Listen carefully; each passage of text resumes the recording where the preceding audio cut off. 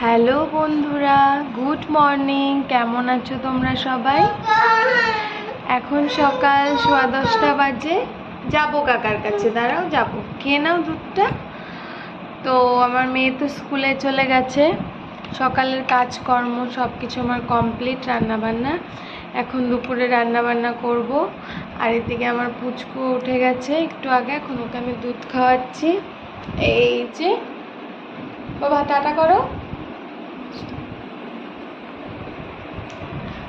তো এখনো বিছানা ওঠানো হয়নি, বিছানা গোছাবো, বাকি অনেক কাজই আছে এখনো।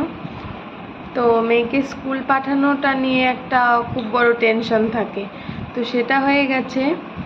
আর সকালে রোদ ছিল, তারপর কোথায় লেগেছে, না না না, তারপর কি হলো, আবার মেয়ে যখন স্কুলে যাবে তখন বৃষ্টি নেমে গেল।